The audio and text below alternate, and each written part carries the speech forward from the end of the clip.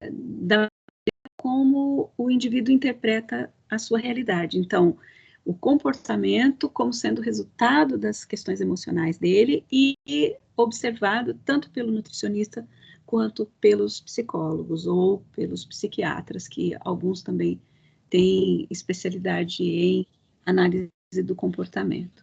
Isso, por favor, obrigada, Andréia, que você colocou para gravar. Eu sempre peço a ajuda de vocês, porque às vezes eu me esqueço de colocar. Então, essa é a nossa aula 12, e a gente está fazendo referências sobre a terapia cognitiva comportamental. Quando a gente conversa sobre terapia cognitiva comportamental, a gente está partindo do princípio que o nutricionista pode ser um terapeuta alimentar. Então, vocês também vão ouvir, vão ver, vão ler a respeito desse termo. Vocês, em alguns casos, sobretudo nos tratamentos de transtornos alimentares, são chamados de terapeutas alimentares. Eu gosto muito desse termo porque daí implica em uma junção mesmo dos conceitos de psicoterapia e dos conceitos de nutrição e da análise dos encontros de apoio nutricional que vocês dão de sessões, ou eu vou chamar de sessões, mas são consultas de vocês, que para nós são muito importantes. Em geral, duram 50 minutos para o atendimento de psicoterapia, mas na consulta de vocês, como a gente já falou na aula 10 e 11, podem ser pequenos momentos em que vocês usam determinadas técnicas que vão identificar e vão ajudar ou favorecer a compreensão cognitiva, né? Quer dizer, a mente julgando e fazendo conexões com o comportamento. Então, essa terapia cognitiva comportamental, ela se baseia numa espécie de modelo cognitivo. Então, assim, nós funcionamos, né? A nossa mente, ela tem um modelo cognitivo que pode ser identificado pelos terapeutas psicólogos e pelos terapeutas nutricionistas. Então, imediatamente, essa teoria levanta uma hipótese de que emoções e comportamentos são influenciados pela maneira como nós interpretamos o que acontece à nossa volta. Né? Aqui está sendo chamado de evento, porque nessa terapia se chama qualquer acontecimento ou experiência do indivíduo é considerado um evento na vida dele. Então, o objetivo da terapia comportamental, ou terapia cognitiva comportamental, é descrever de forma conceitual o resultado dos nossos pensamentos, que podem ser pensamentos negativos, pensamentos ruins, ou pensamentos positivos, ou pensamentos agradáveis, que surgem de forma muito aleatória e de repente na nossa cabeça e que estão associados à maneira como a gente está vendo o mundo. Então, se envolve a doença, no caso dos transtornos, ou não. A terapia vai sempre descrever determinados padrões de comportamento que podem ser disfuncionais, podem atrapalhar a função ligada à nossa compreensão da alimentação. Por exemplo, nós podemos sugerir determinadas tarefas para aquele paciente, vocês no campo nutricional e nós no campo psicológico ou no campo emocional, propriamente dito, e essas estratégias vão sugerir mudanças nos hábitos ou no comportamento. Só que o pensamento, se ele não tiver alinhado, se a gente não tiver compreensão desse modelo cognitivo, o pensamento pode nos atrapalhar muito, o pensamento do paciente pode nos atrapalhar muito, e ele não consegue elaborar isso sozinho, se a gente não estiver monitorando esse apoio. Então, por isso a gente considera tão importante esse modelo cognitivo, que é um modelo da terapia comportamental, e que a gente faz uso dele no acompanhamento da condição alimentar do indivíduo. Se ele estiver dentro de um transtorno, a gente faz o acompanhamento com esse, e vamos tentar reconhecer qual é o modelo cognitivo que sustenta esse comportamento desses pacientes. Poderia ser uma análise de qualquer situação, porque o modelo é da terapia cognitiva comportamental. A gente é que empresta esse modelo e usa no campo da alimentação. ou da observação e do tratamento dos transtornos alimentares. Então, com relação a esse modelo, a compreensão da terapia comportamental é de que nós temos crenças na nossa mente. Então, essas crenças, elas surgem por várias compreensões nossas, e podem surgir lá na infância ou na adolescência, e elas se fundamentam na nossa cabeça, elas ficam tão firmes na nossa cabeça, que elas são consideradas pelo menos de 2 tipos. Um primeiro tipo é uma crença central na vida da pessoa. Então, pode ser crenças globais, podem ser crenças muito rígidas e em alguns casos, super generalizadas. Então, o paciente, por exemplo, ele pode chegar dando sinais para a gente, de forma muito geral, de uma forma muito contínua, nós vamos perceber isso no discurso, na linguagem que a pessoa usa a respeito dela mesma.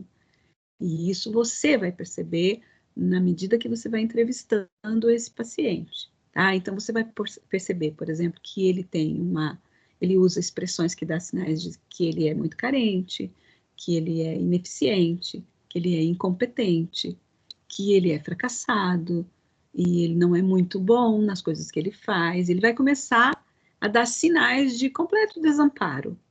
Então, são crenças mais gerais. Eu não consigo, a pessoa diz. Eu não sei fazer, né? Quer dizer, eu sou incompetente. Eu tentei muitas dietas, mas as pessoas falam que eu não tenho força de vontade, que é uma frase que a gente ouve muito, né? Quer dizer, então ele faz referência a si mesmo como uma pessoa completamente desamparada. Ou eu não sou interessante, eu não sou atraente, ninguém me quer, eu sou sozinho, já tive relacionamentos, mas não deram certos, não deram certo porque as pessoas falam com muita vergonha até para o profissional. Ninguém liga para mim, eu não tenho valor, ninguém diz, você é ótimo nisso. Não sou ótimo. Também não sou péssimo. Então, assim, a pessoa começa a fazer arrazoados sobre ela, que são considerados dentro desse modelo cognitivo, crenças centrais. Então, esse é um primeiro ponto. E essas crenças são muito verdadeiras, muito corriqueiras.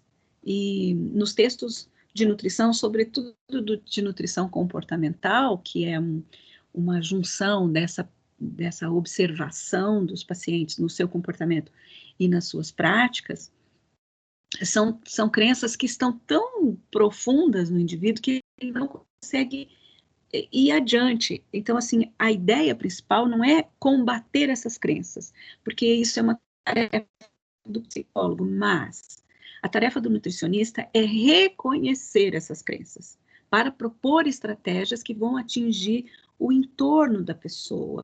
E daí essas crenças tendem a se diluir à medida que o paciente vai se percebendo, alcançando os seus intentos, né? Por exemplo, se for para eliminação de peso, hoje essa aula é bem mais voltada para eliminação de peso. Então, pessoas que nos procuram porque querem ser magras, porque estão interessadas, porque resolveram olhar esse problema de frente, vão ter que ter uma organização semanal, uma organização quinzenal, mensal, de mudança na alimentação, de proposta de vocês e de apoio psicológico. Então, ela vai estar ocupada durante a semana dela com todos esses assuntos. Então, essas crenças não precisam ser atacadas lá, por exemplo, como elas são gerais, essa pessoa vai ainda durante um tempo continuar pensando isso dela, até que ela comece a ver resultados das tarefas que ela vai ter que desempenhar. Então, aí ela passa para um segundo ponto, que são crenças intermediárias, tá? Essas crenças intermediárias, elas podem ser de 3 categorias. Crenças autoimpostas, que seriam regras muito rígidas e autoimpostas, por exemplo, aquela pessoa que está propensa à anorexia, ela começa a estabelecer regras absolutamente rígidas sobre ela. Então, isso é muito perigoso e poderia ser usado a nosso favor quando a pessoa procura a gente em tempo mais ou menos inicial, porque daí a gente aproveita que essa pessoa tem condição de fazer, de acreditar em regras autoimpostas, e a gente pode sugerir novas regras para ela. E aí ela vai ficar motivada a não fazer regras tão rígidas como, por exemplo, comer apenas para matar a fome e não comer a porção ideal, ou a quantidade que estaria sugerida por vocês durante o dia. Então, ela precisa conversar a respeito com o nutricionista para ela saber que aquela quantidade prevista é para a manutenção nutricional dela, e não o contrário. Você comendo isso, você vai adquirir peso. Não, você não vai adquirir peso, você vai manter a sua condição nutricional, vai fazer exercícios dentro de uma proposta adequada. Então, você vai, ao mesmo tempo, eliminando, mas eliminando quilos com mais parcimônia, com mais cuidado. Então, são regras autoimpostas que identificariam esse indivíduo como um cumpridor. Se você identifica que ele é um cumpridor, logo ele tem chances de ser aliado à tua proposta. Bom, a segunda categoria de crenças intermediárias são as atitudes, né? Então, por exemplo, ele já tem condição de fazer regras muito rígidas autoimpostas.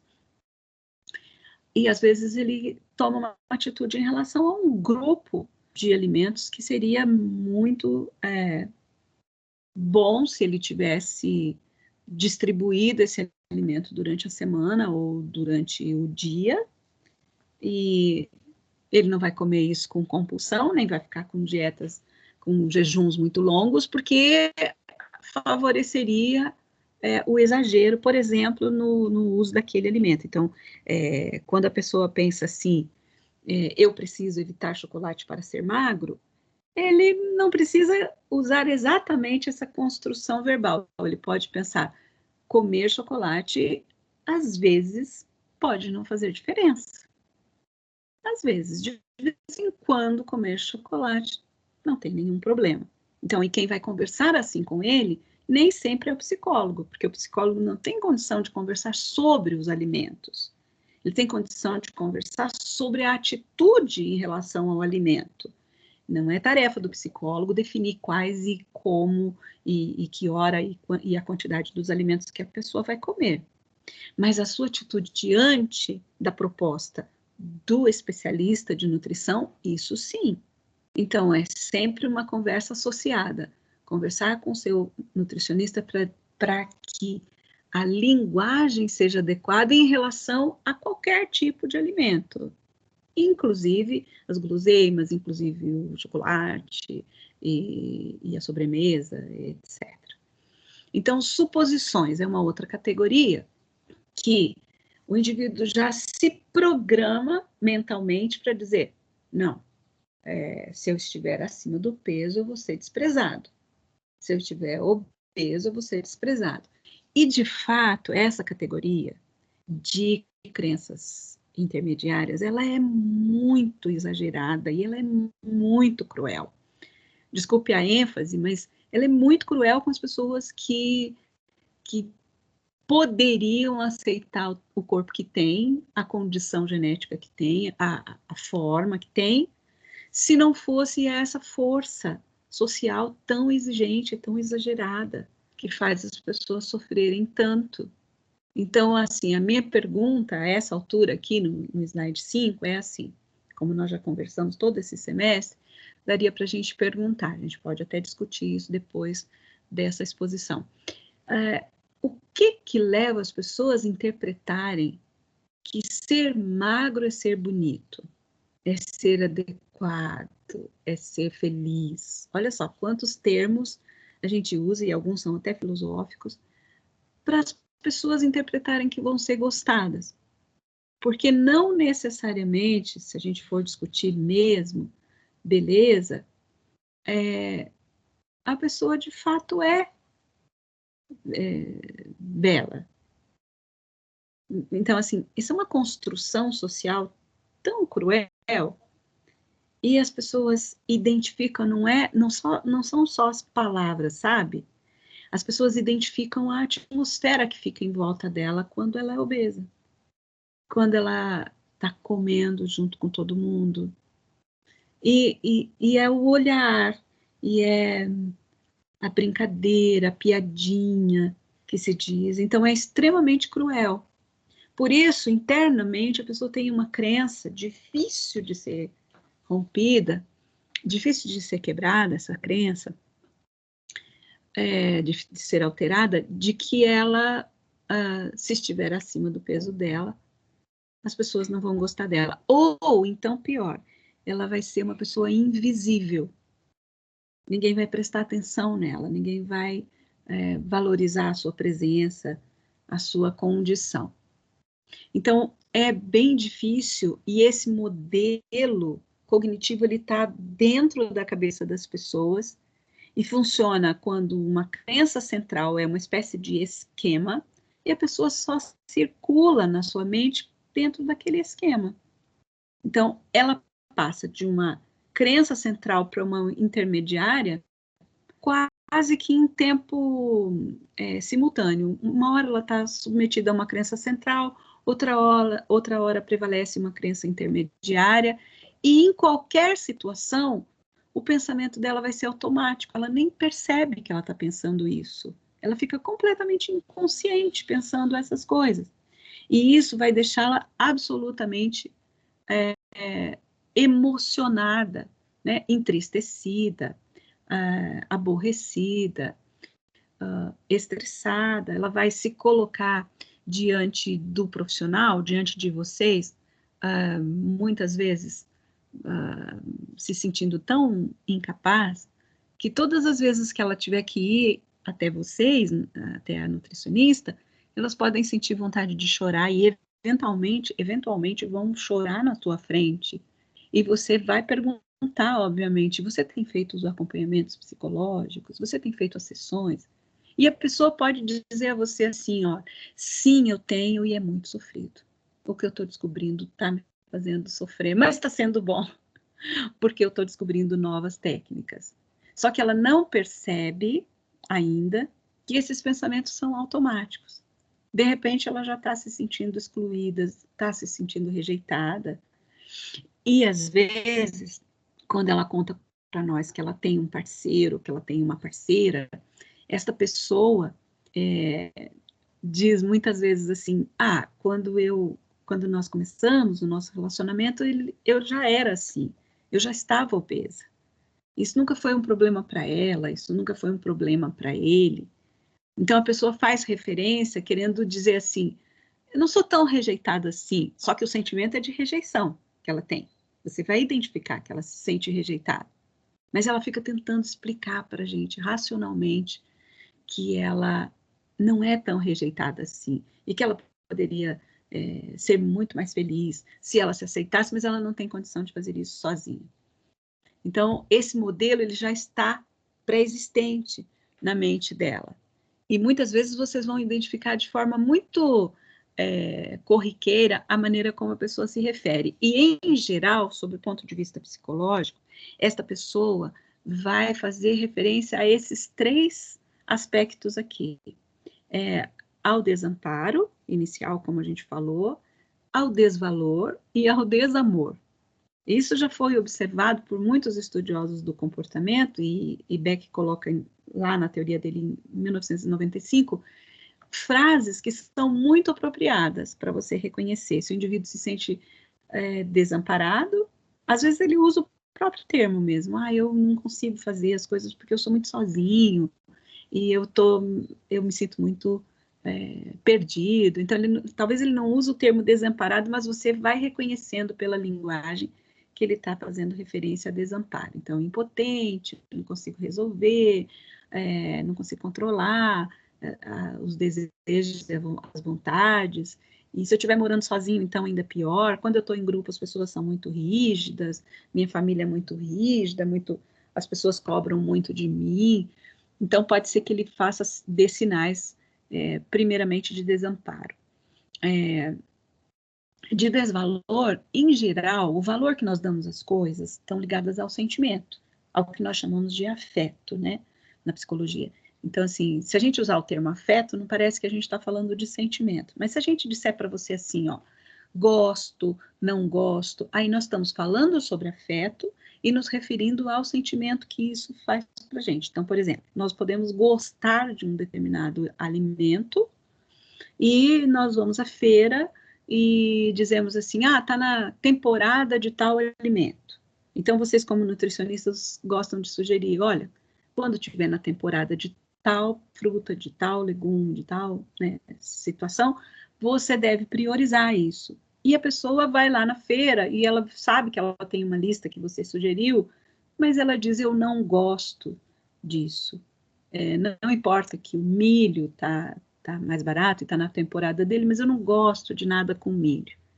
Então, assim, o gostar tem a ver com sentimento, e em geral ele é de escolha mesmo. A pessoa olha uma coisa e diz, não gosto, não quero, e não valorizo aquilo. Então, não importa se está naquela temporada que vale menos, que vou pagar menos, eu não vou conseguir comer. A tua tarefa como nutricionista, e é uma tarefa até que eu considero difícil, é você propor novas experiências para esse paciente. E isso é um desafio. Você pode propor, olha, vamos essa semana estabelecer determinadas propostas, são propostas de você experimentar duas ou três receitas diferentes, de modo de preparar, de modo de usar esse alimento, para ver se você consegue introduzir isso no seu cardápio. Na verdade, o que você estaria propondo é uma valorização de um determinado alimento. Então, suponhamos que a pessoa não goste de milho, mas ela vai gostar do creme do milho. Ela não gosta de milho, às vezes, enquanto pedacinhos soltos, enquanto grãozinhos soltos, em determinada forma de fazer, cozido, ou, enfim, da maneira como você vai sugerir. Então, ela de repente pode preparar de um jeito diferente, e o desafio é você sugerir que ela experimente novos sabores, em salada, em molhos, enfim, vocês que vão sugerir isso. No fundo, você está sugerindo que a pessoa experimente um determinado alimento, descubra se esse gostar ou não gostar está na forma como ele é preparado, e, no fundo, em termos psicológicos, você está dizendo, olha, você pode ter novas sensações, novos sentimentos, e isso vai ser um exercício, valorizando um alimento, você vendo o resultado no teu corpo, de valorizar a si mesmo. Quer dizer, é uma cadeia que envolve o combate ao desvalor, ao não valorizar algo. E, de repente, uma nova proposta, um jeito de fazer aquele alimento, faz com que a pessoa perceba que ela vai ser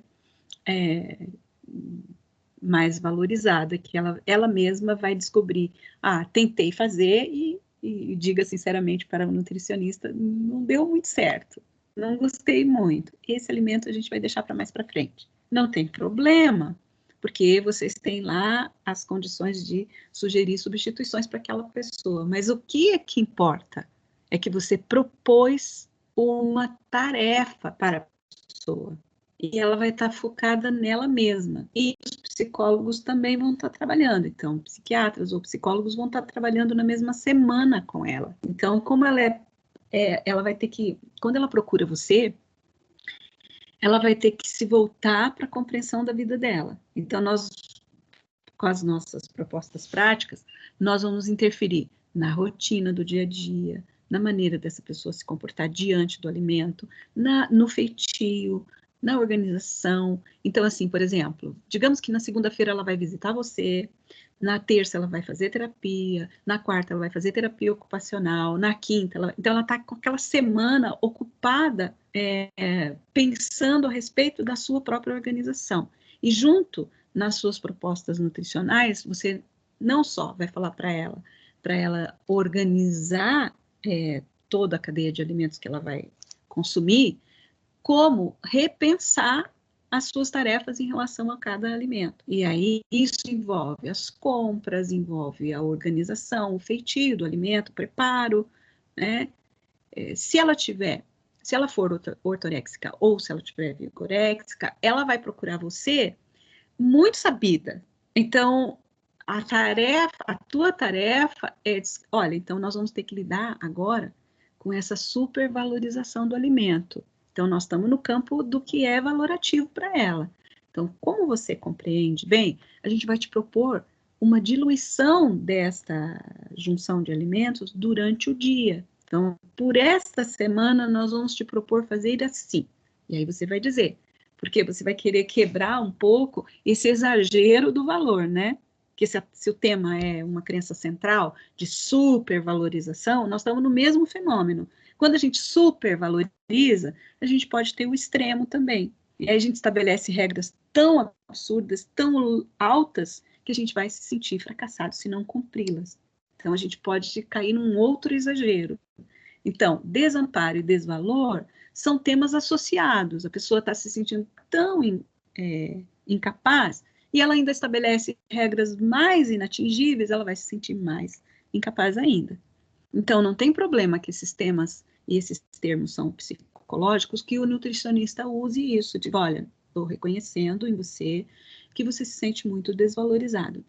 Será que não são metas muito altas que nós estamos estabelecendo? Que tal se a gente baixasse um pouquinho as metas? Vamos colocar no que é tangível, no que é executável para você. Ah, mas eu vou me sentir mal. Pode ser, na primeira semana, vamos nos preparar para você se sentir mal. E aí, qualquer sentimento um pouquinho melhor vai ser um avanço para esse paciente. Estão entendendo? Então, ele tem que lidar com o desamor. Ele tem que lidar com os 3 itens. Mas o desamor eu acho mais sensível e mais grave. Porque quando a pessoa se sente em completo desamor, ela fica vulnerável, inclusive ao suicídio. Então parece uma coisa absurda a gente dizer assim, ai, nossa, como a pessoa não consegue reconhecer que ela tem uma família, que ela tem um marido, que ela tem filhos, e ela pega e atenta-se contra a própria vida. Como ela consegue fazer isso? Ela é muito rígida. Nós, da psicologia, entenderíamos assim, olha, essa pessoa não consegue perceber o afeto à sua volta, não consegue, desculpe, reconhecer o afeto à sua volta. Então, é como se ela própria não se amasse. Então, não é nem só uma questão de autoestima baixa, é quase autoestima inexistente. Então, porque ela reconhece que ninguém a quer, ou porque ela perdeu um relacionamento, ou porque ela não consegue se relacionar, ela se entende como rejeitada e até não merecedora de amor. Aí alguém diz assim, como alguém pode pensar isso? Não merecedora de amor? Bom, em geral, as pessoas que tentam suicídio, quando elas conseguem se suicidar, a gente não teria condição de investigar com a pessoa, mas quando ela consegue é porque ela já tentou, pelo menos nos estudos, há um certo consenso de, na média, ela já tentou 2 vezes, na terceira vez ela acerta. Então, ela pode não estar muito convicta de que ela quer a morte, mas ela quer, talvez, a atenção de outros para o sofrimento dela. E quando ela consegue, ela já tentou algumas vezes. Então, isso se arrasta na vida da pessoa. A sensação de desamparo, a sensação de desvalia, de desvalor e a sensação de rejeição só aumentam e levam o indivíduo à desistência. Aí aparecemos nós no caminho dela. Aparecemos com força de sugestão, semana após semana, dia após dia, um dia de cada vez. Então, não vamos colocar uma meta lá na frente que vai fazer ela se sentir totalmente desvalorizada até chegar nessa meta, porque ela já tem essa sensação de fracasso e rejeito. Então, ela já se sente rejeitada, ela já é uma pessoa que não deu certo até aqui. Então, vamos pedir para ela paciência para um dia, para outro dia. Então, assim, cada dia vai ser como se fosse um novo degrau. Porque se a meta for muito distante, vai só fortalecer esse sentimento de rejeição que ela já tem. Muito bem, então essas crenças intermediárias, elas funcionam invisível, assim, de forma inconsciente, como está descrito aqui, ó. Então, assim, pensem a gente numa situação que nem vocês estão agora nesses dias, de preocupação com as avaliações, com as provas e tal, e aí você recebe uma prova corrigida, né, uma prova que você já fez, e você errou umas coisas que você fala, meu, o que deu em mim? Como assim que eu fui errar essa questão? Eu sei essa questão de trás para frente, a hora que eu anotei a alternativa errada, ou escrevi errado. Como assim, né? Como que eu pude fazer uma coisa dessa? Imediatamente associada a essa ideia, vem uma outra que você não espera, de que, puxa vida, eu não faço nada direito mesmo. Você generaliza, porque já tem uma ideia central de desvalor, e você diz, ai, meu Deus, não faço nada direito. Eu poderia ser melhor, né? Fica jogando com suposições. Eu sou mesmo incapaz. Ai, que babaca. Aí a pessoa começa a se desvalorizar porque fica irritada. Então, está baseada lá numa ideia central e que ela coloca um monte de outras ideias a respeito. Então, assim, só desmerece a pessoa internamente. Ela mesma, com suas próprias ideias, se desmerece. Então, não precisa ninguém para dizer para ela, ai, você foi boba aqui, você não conseguiu fazer a questão certa. Pode acontecer, por exemplo, quando agora em tempos de aulas remotas, pode acontecer que o professor peça para você fazer em grupo, mas cada um responde o seu formulário. Então, vocês conversam, discutem até qual vai ser a alternativa. No entanto, na hora de você marcar, você, por algum motivo, não prestou atenção, fica diferente do grupo todo. E aí você diz, não, mas eu fiz com o grupo e tal. O seu professor pode não acreditar que você, aliás, pode acreditar que você fez em grupo, porque a proposta era em grupo, de discussão, mas ele antecipa e diz, olha, gente, prestem bem atenção quando vocês discutirem a alternativa, porque cada formulário vai valer individualmente. Então, assim, imediatamente alguém pode pensar, ai, meu Deus, eu tenho que fazer bem com cuidado, porque eu não sou confiável. Então, assim, é uma crença central que se estabelece uma intermediária pelo meio e o indivíduo se sente desvalorizado. Então, aqui tem um grau de relevância aqui dessas ideias. Como é que elas surgem, né? Se a gente fosse pensar. Aí você vai dizer assim, ah, mas lá no consultório de nutrição, eu não vou discutir a infância da pessoa com ela, que isso é tarefa do psicólogo, professora. Não, você não vai discutir a infância com ela. Você vai discutir há quanto tempo ela pensa isso. E a dificuldade que é de vencer esse pensamento que já está muito antigo na vida dela, por cobranças sociais que ela nem esperava. Então, quem ela é para si mesma? Né? Essa é uma pergunta que o nutricionista pode fazer.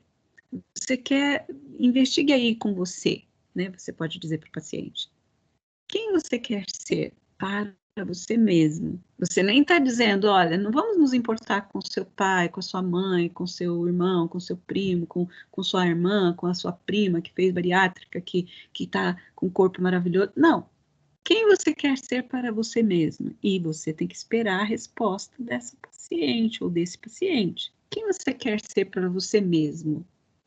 Então, muitas vezes a pessoa traz um histórico, veja aqui na coluna da direita, ó, dados relevantes da infância.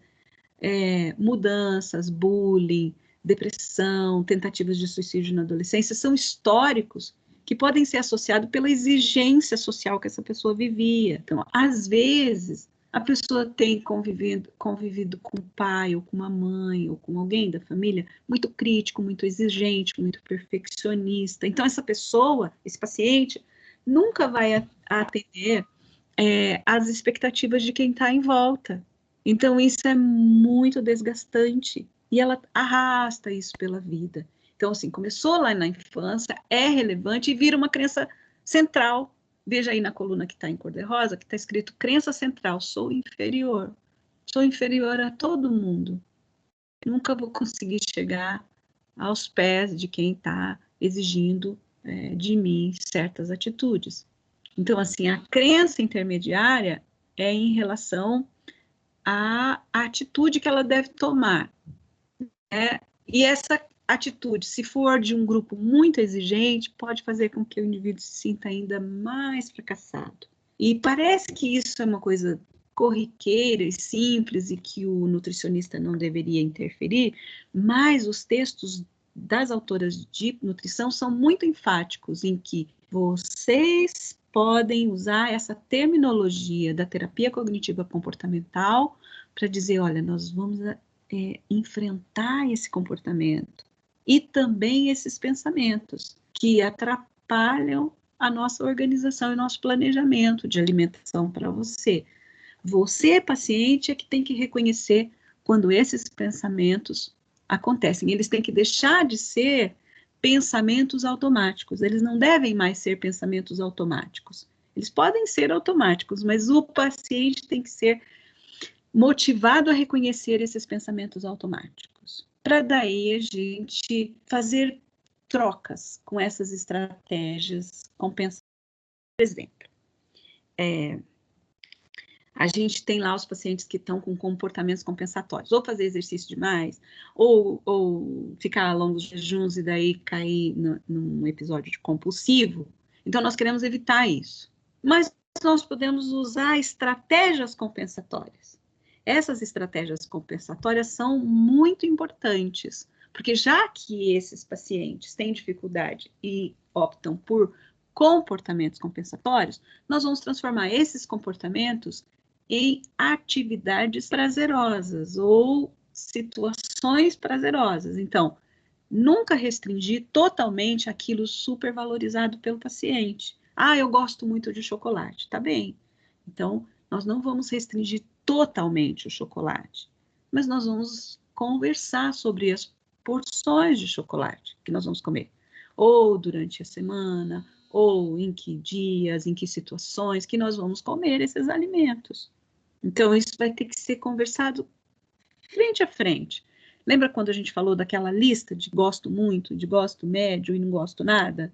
Então, essa lista gosto muito, ela tem que ser observada sob o ponto de vista da porção, da quantidade, porque da restrição vai fazer o indivíduo ficar entristecido, porque ele tem uma tendência ao desamparo. Lembra que o modelo cognitivo faz ele ficar pensando que ele está completamente desamparado. Então, se alguém disser assim, olha, nunca mais você vai poder comer esse alimento, só vai fortalecer o desamparo e levar o indivíduo a um desejo ainda maior para aquele alimento, com quantidades ainda maiores quando ele puder comer.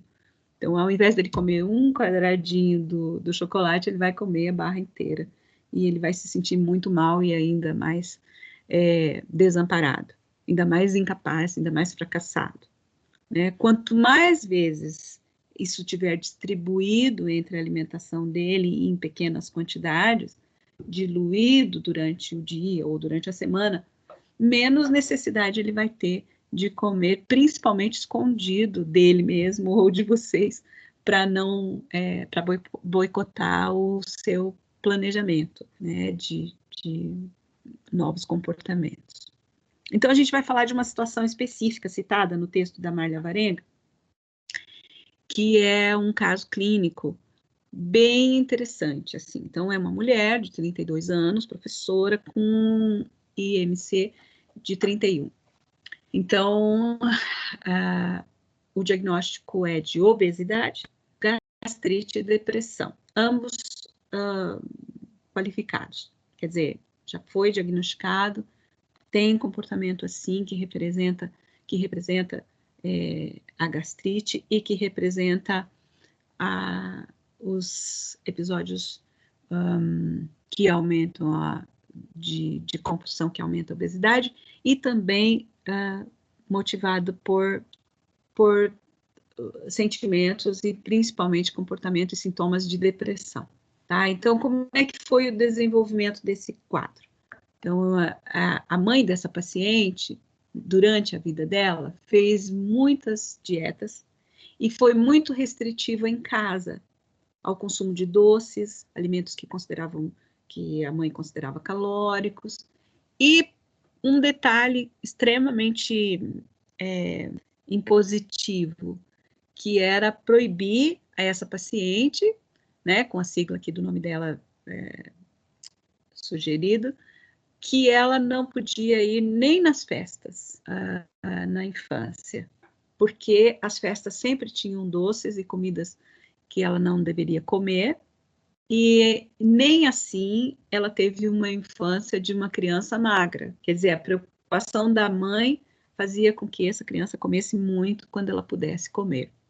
Então, ela faz tratamento desde 10 anos de idade, com até uso de medicamentos e dietas restritivas, inclusive idas a spa. E em relação ao convívio com o pai, ela teve um pai ausente, porém muito exigente em relação aos estudos e à estética. Se parecer bem, não se parecer obesa, e extremamente rígido também, embora não tivesse todo o tempo presente na vida dela. As questões situacionais. Essa moça, aos 25 anos, foi morar sozinha. E daí, como é meio típico isso, né? Quando a pessoa mora sozinha e ela decide o que comer. Então, ela comia o que ela queria. E o que fez ela passar a ser mais ou menos exagerada nas refeições e começou a ganhar bastante peso. Então, após uma vez num spa, onde ela consumia 300 calorias por dia durante 10 dias, ela eliminou 5 quilos. E aí ela passou a desenvolver episódios de compulsão alimentar e daí ganhou 6,5 quilos em 2 meses. Quer dizer, ela, nesses episódios de compulsão, a ingesta era muito grande. Então, em apenas 2 meses, ela engordou 6 quilos. Então, fatores biológicos, genéticos e médicos davam a compreensão de que o pai tem obesidade e já teve depressão, a avó materna faleceu de câncer no estômago, os pontos fortes e os recursos era que essa moça era já graduada, tinha um bom emprego, tinha até histórico de prêmios, de promoção na escola, na faculdade, no trabalho, e tinha um bom relacionamento com amigos e com namorado, e gostava de frutas, verduras, legumes, bons hábitos alimentares no dia a dia, interesse em praticar educação física e tinha disposição para preparar sua própria alimentação.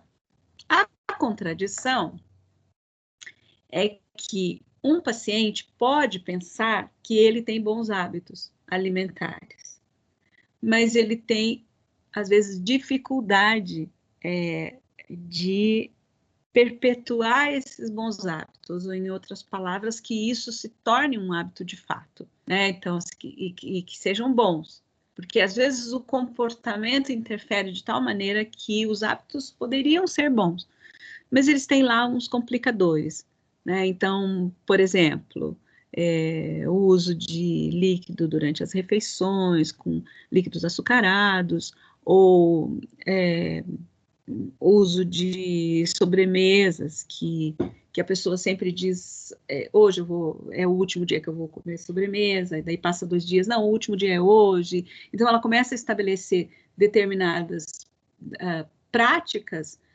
naqueles hábitos que vão alterando os hábitos sem que ela perceba e que eles vão deixando de ser bons hábitos. Eles passam muito rapidamente a ser maus hábitos, mesmo que a pessoa tenha a intenção. Então, nessa situação específica, o objetivo do paciente, quando perguntado pelos nutricionistas, qual é o seu objetivo central, assim, para você procurar apoio de um terapeuta nutricional? Bom, o meu objetivo é emagrecer. Então, esse era um primeiro objetivo da paciente. E segundo, tratar a minha gastrite, porque sou muito nervosa, porque sou muito ansiosa, porque tenho tratado a depressão e nem sempre consigo, e tal. Então, tratar a gastrite. Cessar os episódios compulsivos. E, por último, consolidar os bons hábitos alimentares. Quer dizer, então a pessoa tem consciência de que ela vai transformando aquilo que seria um bom hábito num hábito é inadequado. Então, esses esquemas de pensamento baseado no modelo cognitivo consolidam essas crenças dessa paciente LJB. Então, assim, ela se considera incompetente, no entanto, ela deseja profundamente ser magra. Então, ela acredita nisso e ela vai perseguindo isso, né? Que ela quer ser magra, então ela vai fazendo mais ou menos atabalhoadamente do jeito que ela decide.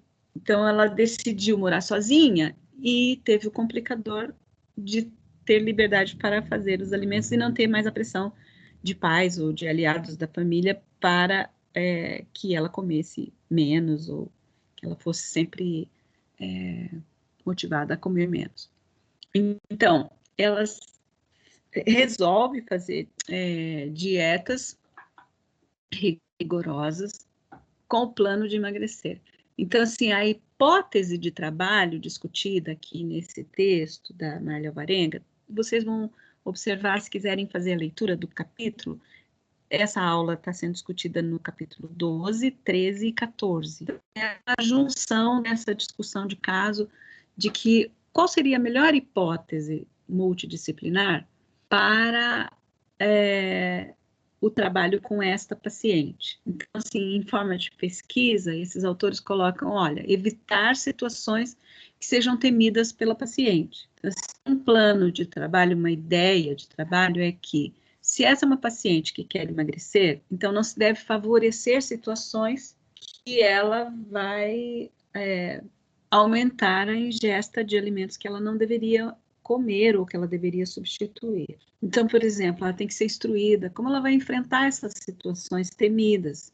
E essa intervenção no comportamento dela, que seria um plano de tratamento, pode ser, como a gente já falou, estabelecer metas que sejam graduais.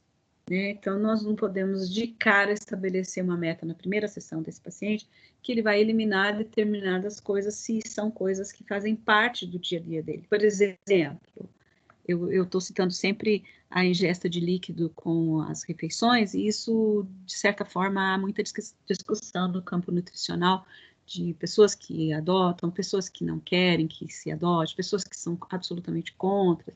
Então, assim, são muitos pesquisadores que estão sempre discutindo isso. E algumas pessoas não querem nem conversar a respeito de principais refeições sem o apoio, sem a presença dos líquidos, né, da água, do suco às vezes superprocessado, que vem com muita ingesta de açúcar, então, que seria prejudicial. Então, é preciso uma motivação interna e aí o nutricionista tem que conferir isso com o paciente sobre aquilo que vai causar desequilíbrio durante as refeições. Nós já falávamos, por exemplo, dá muita ingesta de líquido probulímico. Então, a restrição seria gradual. Então, se ele chega para você e você já identificou isso e vai saber, e você já sabe que muito líquido vai favorecer o vômito autoinduzido, então, se você proibir de uma vez, ele pode se sentir ainda mais motivado a ingerir os líquidos. Então, se isso for gradualmente sendo discutido com ele e pedindo para que isso seja um desafio a cada semana, pode ser que o paciente consiga diminuir drasticamente e até eliminar. Então, a intervenção comportamental é discutida com o paciente e estabelecido quando está muito difícil, está médio difícil, ou não está nada difícil para ele cumprir aquela meta. Por isso que, nesse caso, para o plano de trabalho, muitas vezes é bem bom que o paciente seja convocado a anotar tudo que ele come, tudo que ele bebe, né, como o uso do diário alimentar, por exemplo.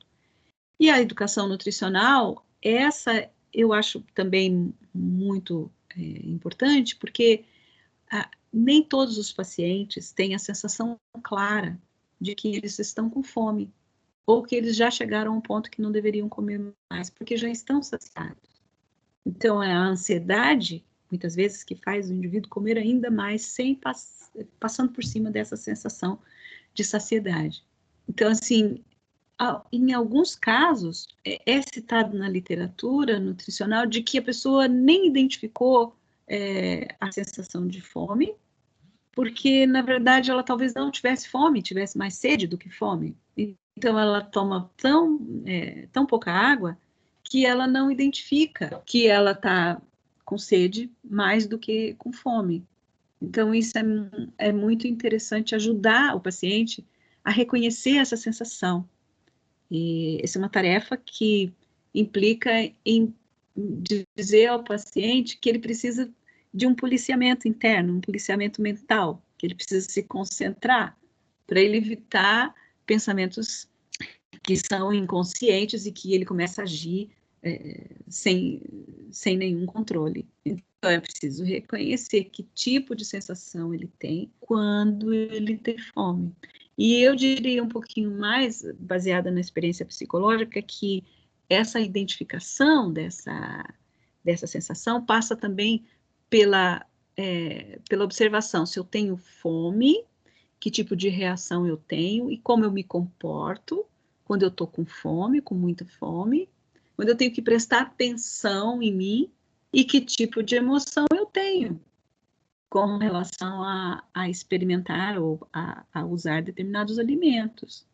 Então, assim, a percepção, ela é mais ou menos geral, né? O paciente, ele deve ser, ele deve ser ensinado que ele pode reconhecer essa sensação de fome e ela ser absolutamente verdadeira e aquela porção vai ser ideal para matar aquela fome. Então, ele não deveria comer além daquilo. Só que quem tem que decidir isso é ele, baseado na observação da sensação que ele tem.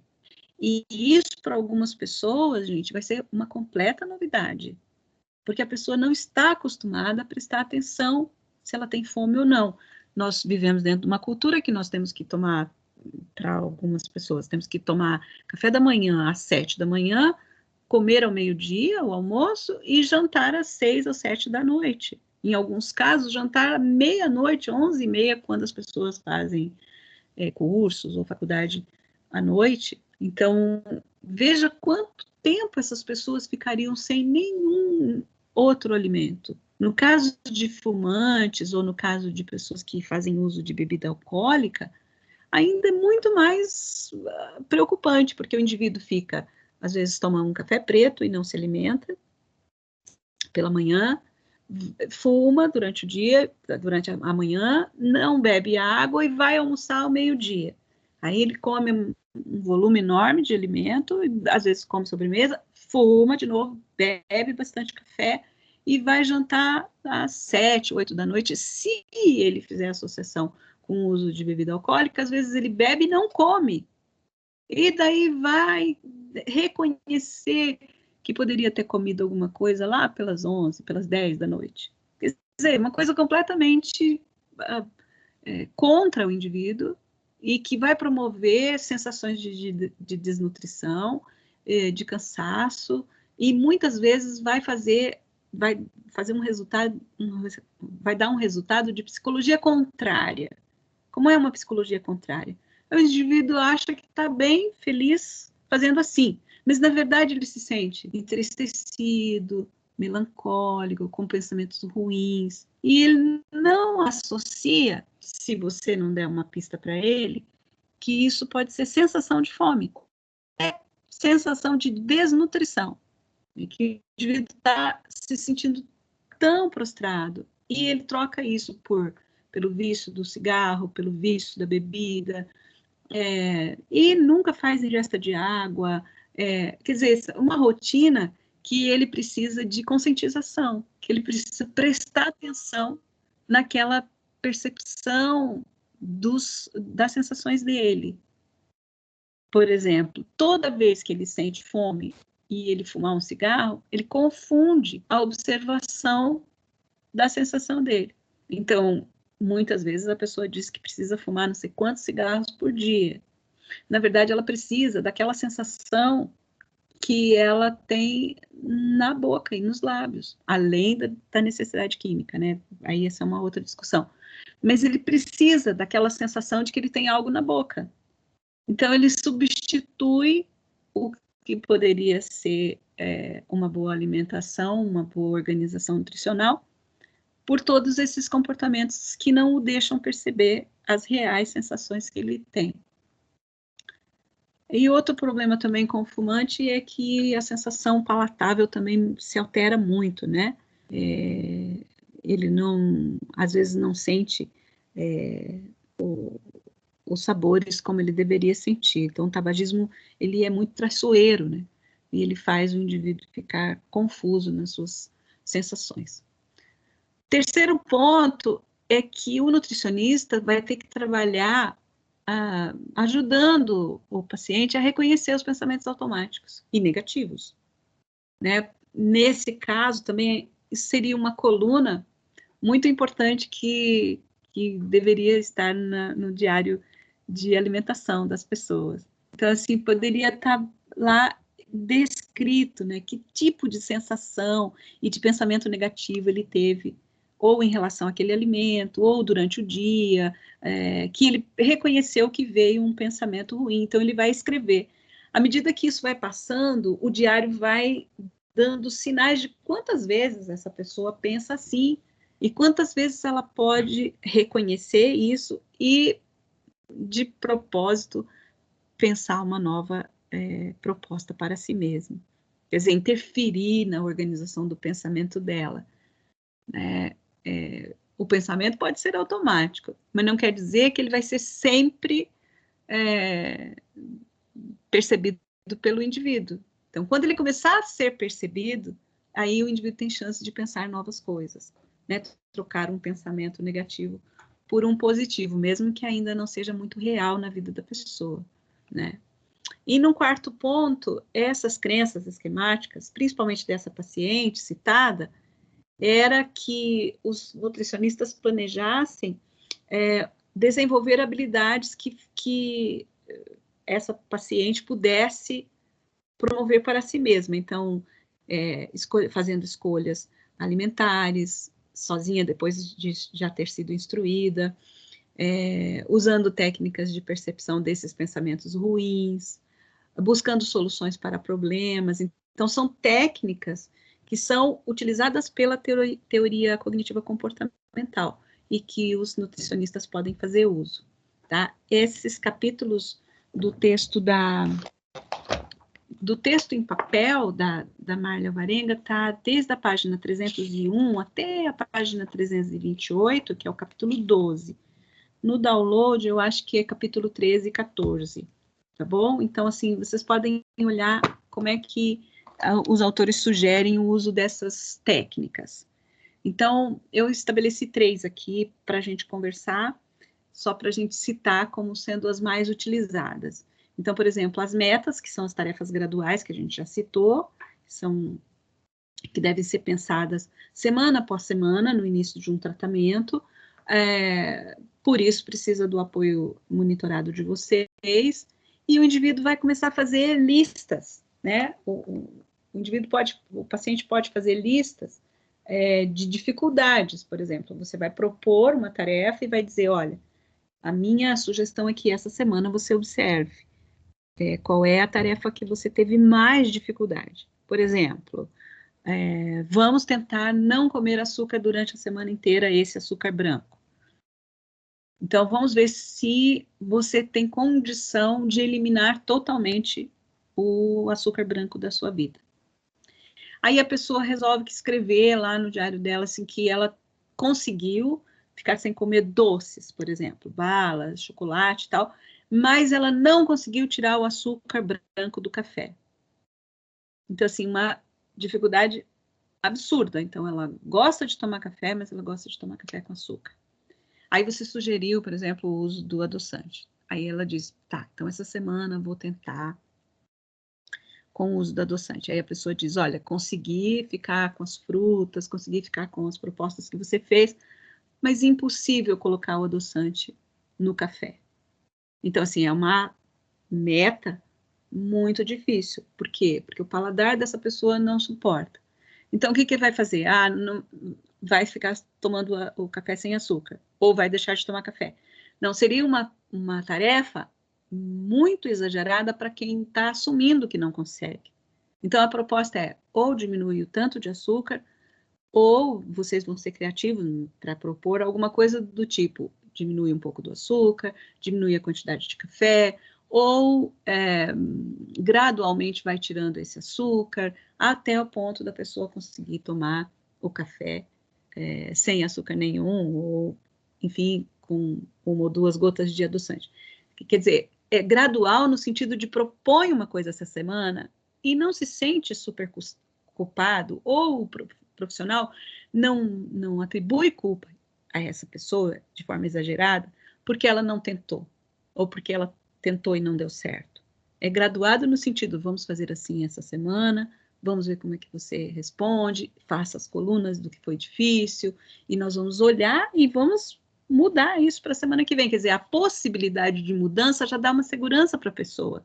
Eu vou tentar, mas se não der certo, eu sei que eu posso mudar, ou eu posso perguntar o que eu poderia fazer para ficar isso de forma gradual. E o que é muito importante, eu acho fundamental conversar, é que se essa pessoa for determinada, né, ela pode usar essa característica de uma pessoa determinada para estabelecer metas viáveis. Por que a gente estabeleceria metas que são inviáveis para aquela pessoa que é determinada? Simples, porque ela vai se sentir fracassada. E isso que nós não queremos, que ela se sinta fracassada nas nossas propostas. Então, a gente vai propor alguma coisa que ela possa fazer, sempre perguntando para ela: o que você acha? Você consegue fazer? Você poderia tentar essa semana? Quando ela já tentou uma semana e deu certo, você poderia tentar mais uma semana? Ah, mas ela teve recaídas. Veja o terceiro item aqui, prevenção de recaídas. Bom, se isso for fracionado e ela for estimulada a fazer determinadas mudanças durante um tempo, comendo todos os grupos de alimentos e tal, ela não vai sentir desamparo nem achar que ela não vai comer isso para sempre. Então, ela vai poder planejar, inclusive, a inclusão de guloseimas, de coisas que não seriam super indicadas para uma dieta de eliminação de peso, ou com restrição de açúcar. Então, assim, essa pessoa, essas metas, como elas vão ser avaliadas a cada semana e vão ser reavaliadas e elas têm que ser viáveis. E sendo viáveis, elas vão ser complementadas pela prevenção de recaídas. E já na prevenção de recaídas, os nutricionistas podem sugerir atenção às emoções que a pessoa tem e relato dessas emoções. Fiquei com raiva de ter que fazer a comida assim, fiquei com medo, me senti super feliz que deu certo, que o sabor era maravilhoso. Então, isso são detalhes que podem prevenir determinadas recaídas em relação a alimentos que não são sugeridos ou adequados para aquela conduta, para aquela dieta, para aquele cardápio. A psicoeducação visa discutir profundamente com o indivíduo sobre o diagnóstico, o tratamento e a prevenção. Então, ele precisa saber mesmo detalhes sobre a condição dele. E determinadas propostas se aplica àquele paciente, à sua condição, se aplica ao caso. Por exemplo, aquela paciente discutida aqui, ela foi morar sozinha e passou a fazer a sua própria comida e passou a fazer suas escolhas. No começo, ela aumentou de peso porque as escolhas foram sem critério. Então, ela adquiriu mais peso. E ela não tinha mais o olhar cotidiano da cobrança, não deve comer isso, não deve comer aquilo. Então, mas ela se mostrou ineficiente na escolha. Ela se mostrou um pouco irresponsável na escolha. Então, ela precisa ser conscientizada de que ela é responsável pelas escolhas que ela vai fazer. E determinadas situações se aplica ou não a ela, né? Por exemplo, a compreensão da sua forma corporal, compreensão das suas características genéticas, familiares, mas o cuidado que ela deve ter de forma continuada. Então, aquilo que se aplica pode não ser exatamente aplicável àquele caso específico.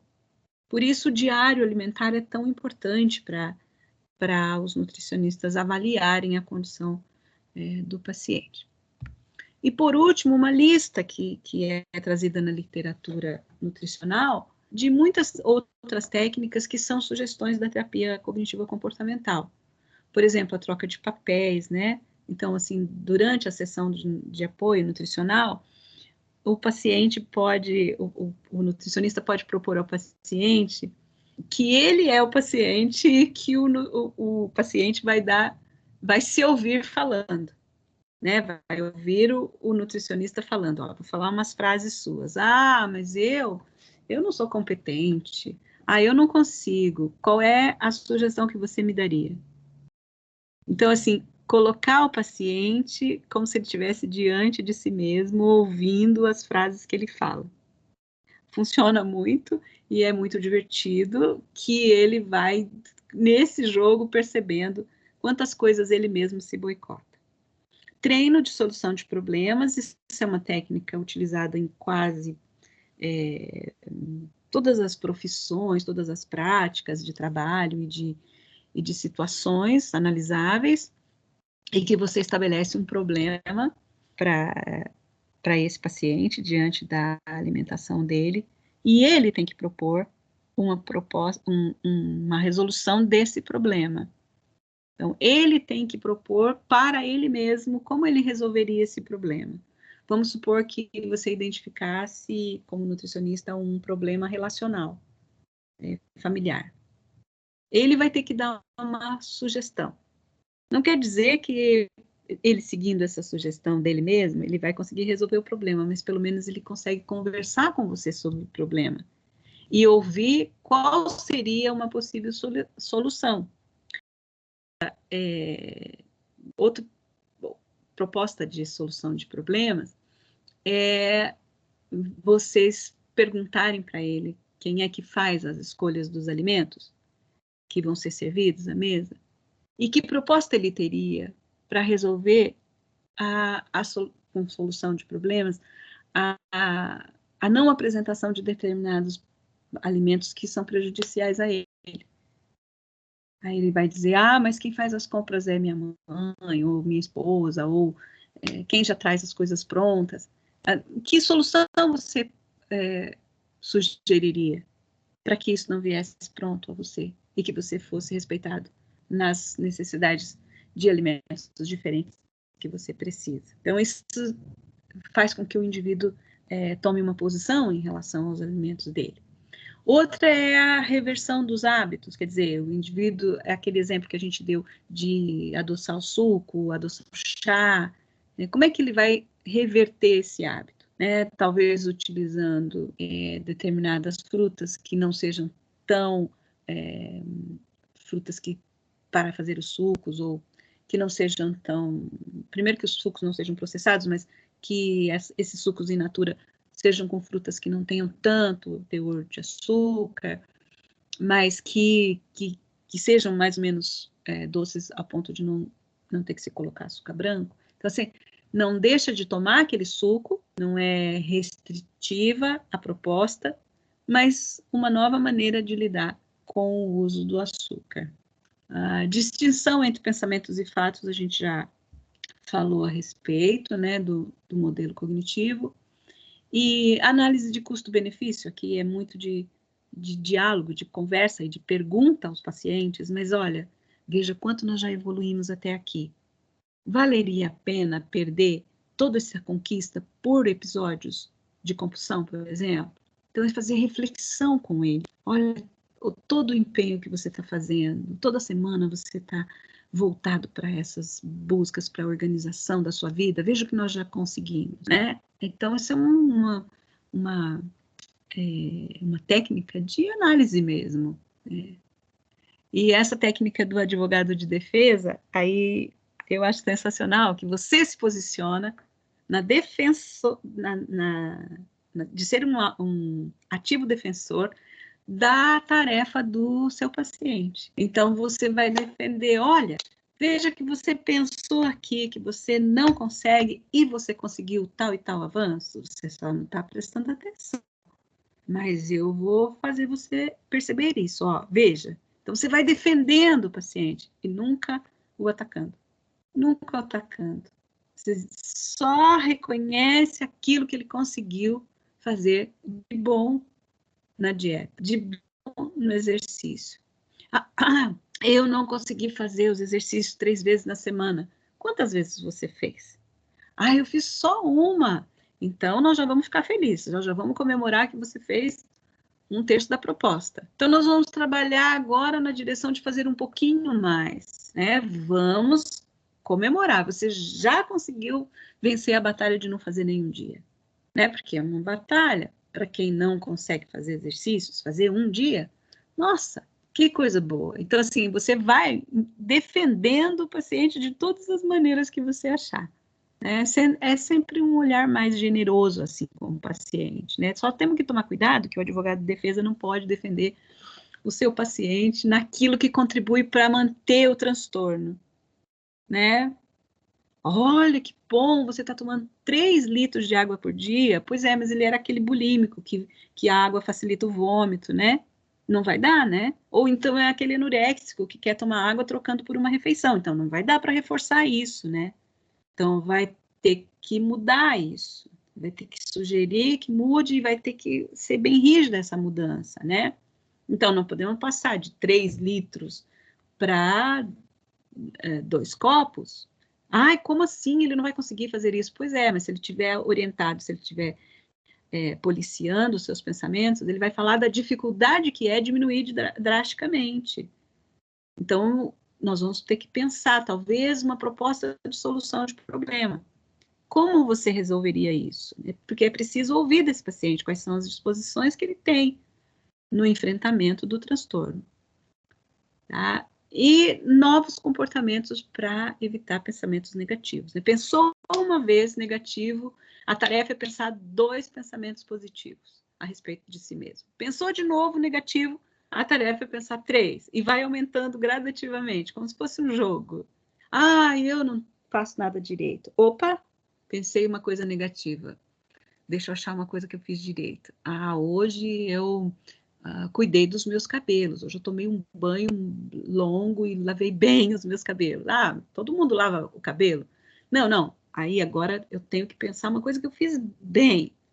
E a pessoa fica naquela tarefa de descobrir. Se vem pensamento ruim, tem que pensar uma coisa boa. Veio de novo pensamento ruim, tem que pensar 2 coisas boas. Então ela não vai querer pensar pensamentos ruins.